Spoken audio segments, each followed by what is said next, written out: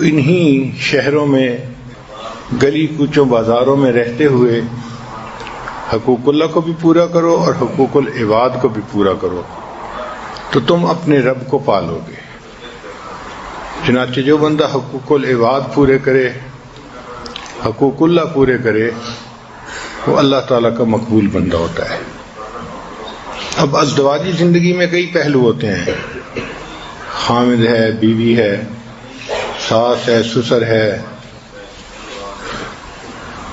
تو سب ایک دوسرے کے ساتھ انٹریکٹ کر رہے ہوتے ہیں، اس لیے ایکویشن ذرا ڈیفیکلٹ ہو جاتی ہے۔ مگر سسر کو چاہیے، فادر ان لا کو چاہیے کہ وہ اپنے گھر میں سب کو محبت پیار سے رہنے کی تلقین کرتا رہے۔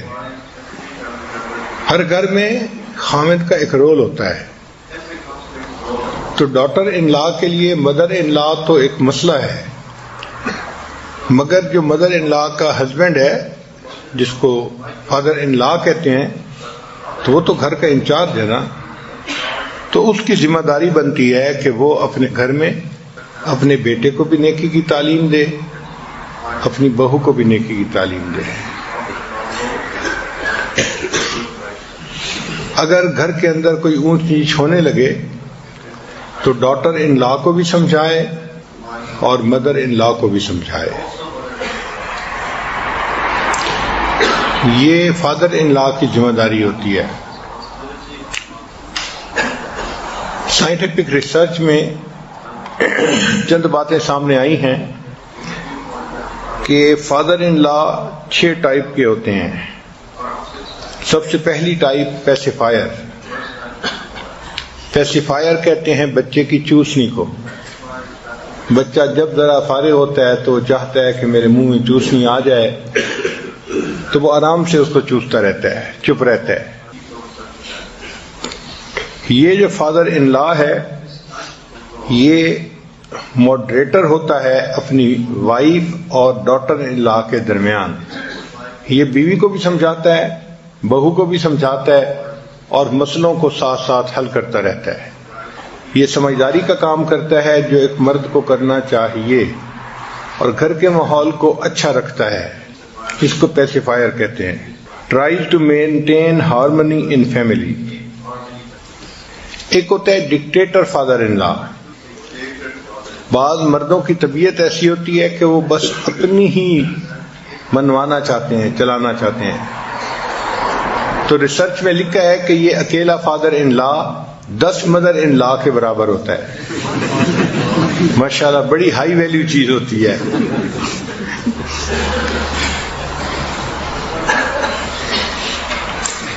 اس بندے کے اندر بہت ساری ایگو ہوتی ہے، پرائیڈ ہوتا ہے، اور یہ سمجھتا ہے کہ مرد جو ڈیسیژن کر سکتے ہیں عورتیں وہ نہیں کر سکتی، لہذا ہر کام میں دخل اندازی اس کی عادت ہو جاتی ہے۔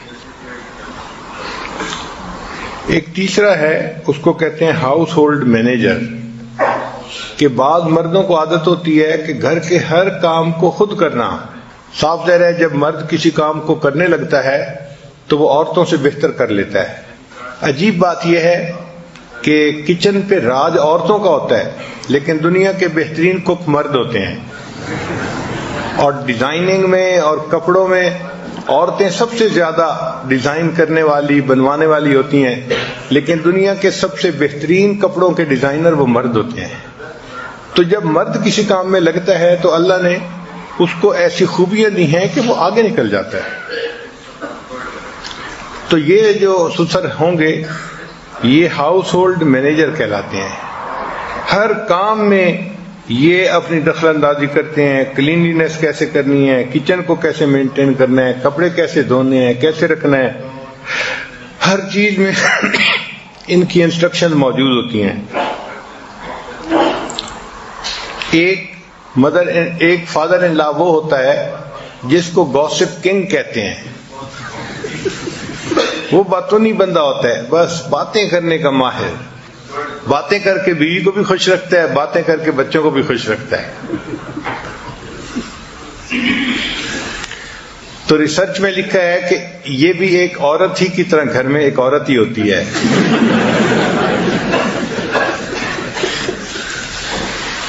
اور پانچویں ٹائپ جو ہے وہ سلیو آف ہز وائف، ایسا فادر ان لا کہ جو اپنی بیوی کا ماؤتھ پیس ہوتا ہے، بیوی نے جو کہنا ہوتا ہے وہ خود نہیں کہتی، وہ اپنے ہسبینڈ سے کہلواتی ہے. چنانچہ ہی is mouthpiece of his wife control the string, اور اس بندے کے نزدیک اس کی وائف دنیا کی سب سے کامل اور بہترین عورت ہوتی ہے، اس کو اپنی بیوی کے اندر کوئی نقص نظر نہیں آتا. آگے ہے کہ how to be a good father in law, ایک اچھا فادر ان لا ہم کیسے بن سکتے ہیں. تو جو بھی ڈیسیژن گھر میں ہونے ہو، ایک فادر ان لا کی ذمہ داری بنتی ہے کہ اس میں ڈاٹر ان لا یا سن ان لا کو ضرور شامل کرے تاکہ وہ بھی اپنے آپ کو پارٹ آف دی فیملی سمجھے. پھر ہمیشہ بی سپورٹیو، اس کا ایٹیچیوڈ ہمیشہ سپورٹیو ہی ہونا چاہیے، ہمیشہ بچوں کو سپورٹ کرنے والا ہو، ان کو مدد دینے والا ہو. اور اس کی طبیعت میں کائنڈنیس ہونی چاہیے، کیونکہ چھوٹوں کو بڑوں سے کائنڈنیس کی ضرورت ہوتی ہے، ہمدردی کی، مہربانی کی ضرورت ہوتی ہے. تو یہ بچوں کے اوپر مہربان ہو تو یہ ایک اچھا فادر ان لا بن سکتا ہے. نبی علیہ السلام کی بڑی صاحبزادی سیدہ زینب رضی اللہ تعالیٰ عنہ کا نکاح اپنے چچا کے بیٹے سے ہوا تھا، ابو العاص سے، اور اس وقت وہ مسلمان نہیں تھے جب نکاح ہوا تھا. کہ جب نبی علیہ السلام نے نبوت کا دعویٰ فرمایا تو اس وقت بھی ابو العاص نے اسلام لانے میں جلدی نہیں کی. اب اللہ کی شان دیکھیں کہ ایک ایسا موقع آیا کہ ابو العاص اپنے تجارتی سفر پہ ایک قافلے کو لے کے شام کی طرف گئے، اور جب واپس آنے لگے تو مدینہ طیبہ کے جو صحابہ کرام تھے انہوں نے ایک موقع پہ اس کو گرفتار کر لیا. اب وہ گرفتار ہو کے نبی علیہ السلام کی خدمت میں پہنچا دیے گئے. اب داماد ہے، گرفتار ہو کے پہنچے، مسلمان بھی نہیں ہے، اور بیٹی مکہ مکرمہ میں ہے ابھی. تو یہ ایک ڈیلیکیٹ سی سچویشن تھی نا. تو اس واقعے سے دیکھنا چاہیے کہ نبی علیہ السلام نے اس کو کتنی خوبصورتی سے ہینڈل کیا، کتنے پیارے طریقے سے ہینڈل کیا. آپ چاہتے تو ابو العاص کے ساتھ سختی بھی کر سکتے تھے کہ تم نے اب تک میری بات نہیں مانی، اب تم میرے قابو آ گئے ہو، کیسے نہیں مانتے. مگر نہیں، نبی علیہ السلام نے ان کے ساتھ اچھا سلوک کیا، اچھا کھانا دیا، ان کو عزت افزائی کی. اور عزت افزائی کے بعد پھر نبی علیہ السلام کے پاس نبی علیہ السلام کی بیٹی نے مکہ مکرمہ سے ایک چیز بھیجی، ایک رنگ بھیجی جو نبی علیہ السلام نے خدیجہ کبریٰ رضی اللہ تعالی عنہا کو دی تھی، اور انہوں نے شادی کے موقع پہ اپنی بیٹی کو دے دی تھی. جب نبی علیہ السلام نے اس کو دیکھا تو آپ کے مبارک آنکھوں میں سے آنسو آ گئے کہ یہ تو وہ چیز تھی کہ جو میں نے اپنی بیوی کو دی تھی، اور میری بیوی نے پھر اپنی بیٹی کو دے دی تھی شادی کے موقع پہ، اور میری بیٹی نے وہ چیز بھجوائی ہے اپنے خامند کو چھڑوانے کے لیے. اب دیکھیں سیدہ زینب رضی اللہ تعالیٰ عنہ کی بھی اس میں عظمت ہے کہ انہوں نے اپنے ہسبینڈ کا کتنا احترام رکھا کہ ان کے چھڑوانے کے لیے انہوں نے وہاں سے چیز بھیجی. جب نبی علیہ السلام کو ملی تو آپ صلی اللہ علیہ وسلم نے صحابہ کرام سے مشورہ کیا کہ بھئی میری بیٹی نے یہ چیز بھیجی ہے کہ ہم یہ فدیہ لے کے ان کو چھوڑ دیں، اب آپ بتائیں کیا کرنا چاہیے. صحابہ کرام نے عرض کیا، اے اللہ کے حبیب صلی اللہ علیہ وسلم آپ چیز بھی واپس کر دیں اور ان کو آزاد بھی کر دیں، آپ کو اختیار ہے، آپ جو چاہیں کریں. چنانچہ جب نبی علیہ السلام کو اختیار مل گیا تو آپ صلی اللہ علیہ وسلم نے ابو العاص سے بات کی. کیا بات کی؟ اس سے یہ کہا کہ دیکھیں آپ ابھی اسلام نہیں قبول کر پائے، لیکن میری بیٹی وہ مسلمان بن چکی ہے اور وہ میرے پاس آنا چاہتی ہے، تو آپ ایسا کریں کہ میری بیٹی کو میرے پاس بھیج دیں. اور کوئی مطالبہ نہیں کیا، صرف اتنا مطالبہ کیا کہ بیٹی کو میرے پاس بھیج دیں. چنانچہ جب نبی علیہ السلام نے یہ مطالبہ کیا تو انہوں نے تسلیم کر لیا کہ ٹھیک ہے میں مکہ مکرمہ جاؤں گا اور جاتے ہی آپ کی بیٹی کو میں مدینہ بھیج دوں گا. چنانچہ ابو العاص رضی اللہ عنہ جو تھے وہ مکہ مکرمہ گئے اور انہوں نے جا کے اپنی بیوی کو کہا کہ میں وہاں پر وعدہ کر کے آیا ہوں تو آپ مدینہ جا سکتی ہیں. تو سیدہ زینب رضی اللہ تعالیٰ عنہ مدینہ آ گئیں. پھر کچھ عرصے کے بعد اللہ نے ان کے دل میں بات ڈالی تو یہ بھی ہجرت کر کے مدینہ آ گئے اور انہوں نے بتایا کہ اب میں نے اسلام کو قبول کر لیا ہے. تو دیکھیں اللہ تعالیٰ نے اپنے حبیب صلی اللہ علیہ وسلم سے کتنا احسن طریقے سے فیصلہ کروایا کہ داماد نے اسلام بھی قبول کر لیا اور اس نے بیٹی کو بھی نبی علیہ السلام کے پاس بھیج دیا. تو یہ سسر کو چاہیے کہ وہ ایسے معاملے میں سمجھداری کا ثبوت دے اور عقل مندی سے کام لے اور بہتر فیصلے کرے.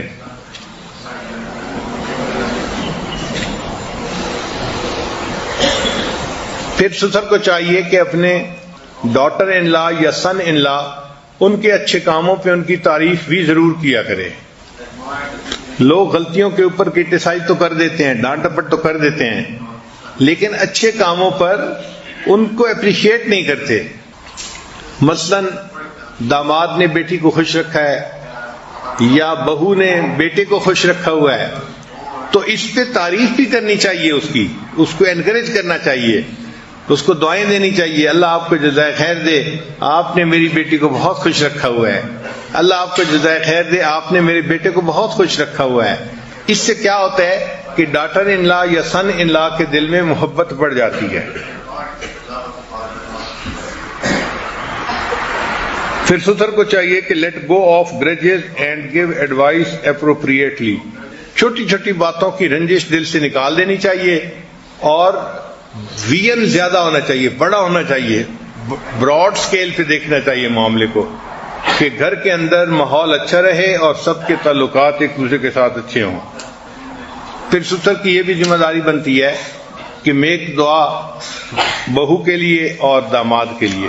جس طرح اپنے بیٹوں کے لیے بچوں کے لیے دعا کرتا ہے، ذمہ داری بنتی ہے کہ وہ اپنے داماد اور اپنی بہو کے لیے بھی اسی طرح دعا کرے. چنانچہ نبی علیہ السلام اپنے دامادوں کے لیے بہت دعائیں کرتے تھے. حدیث مبارکہ میں ہے کہ شروع میں جب کچھ لوگ حضرت جا رہے تھے اور کچھ لوگ مکہ مکرمہ آ گئے، نبی علیہ السلام ہجرت کر کے مکہ مکرمہ مدینہ طیبہ تشریف لے آئے، تو نبی علیہ السلام کو حضرت عثمان غنی اور ان کی بیوی سیدہ رقیہ کے بارے میں پتہ نہیں تھا کہ وہ کہاں جا رہے ہیں. تو ایک عورت آئی حبشہ کی اور اس نے آ کے بتایا کہ میں نے دیکھا کہ عثمان رضی اللہ عنہ اپنی بیوی کو سواری پر لے کر جا رہے تھے. تو جیسے ہی نبی علیہ السلام نے سنا کہ حضرت عثمان غنی رضی اللہ عنہ اپنی بیوی سیدہ رقیہ کو لے کر جا رہے تھے تو نبی علیہ السلام نے فوراً دعا دی، اے اللہ تو ان دونوں کا مصاحب بن جا، ان کا ساتھی بن جا اور ان کے سفر میں ان کے لیے آسانیاں فرما. تو دعائیں دینا یہ بھی ایک اہم کام ہے، اس سے اللہ تعالیٰ دلوں کو نیکی پر جما دیتے ہیں. پھر گیو دیم گفٹس، وقت مناسب موقع کے مناسب چھوٹے بڑے گفٹ جو ہیں وہ دینے چاہیے بچوں کو، اس سے بچوں کے دل میں محبت آتی ہے. ہمیشہ ہر بات میں پازیٹو سائڈ کو دیکھنا چاہیے، نیگیٹو سائڈ کو نہیں دیکھنا چاہیے.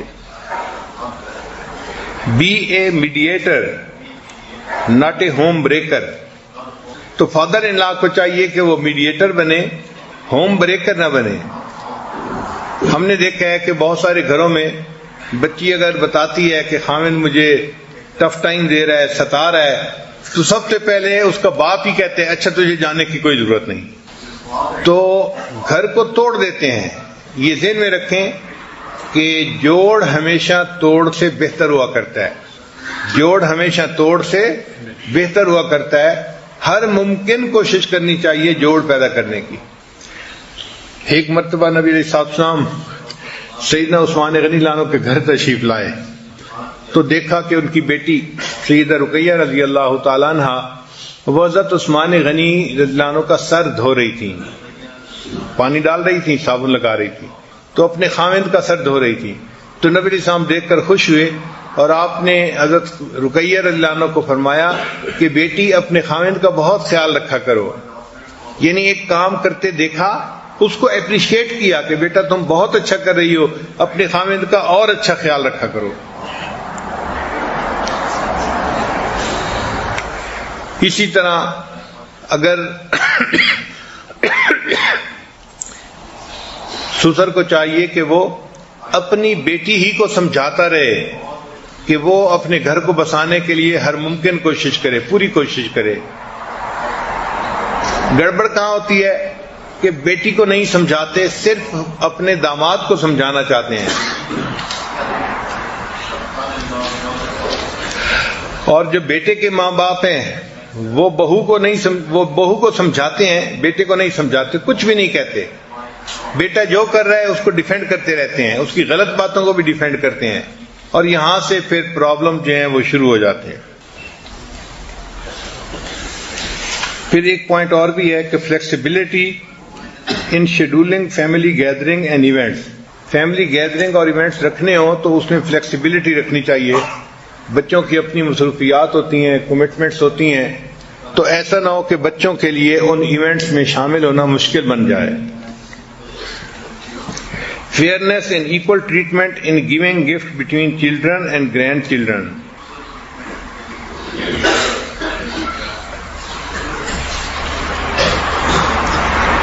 پھر ایک بہت اچھا پوائنٹ ہے کہ do not deprive son in law of the role as a problem solver and provider of the family, چونکہ فیملی کو تو جو چیز پہنچانی ہے اسی نے دینی ہے نا، وہ ذمہ دار ہے، اور ان کا پرابلم سالور بھی وہی ہے، اس کو اس سے ڈپرائیو نہیں کرنا چاہیے۔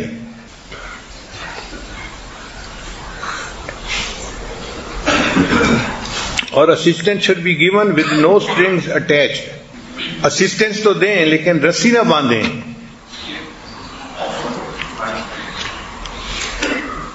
پھر cushioning the intrusive demand of mother in law,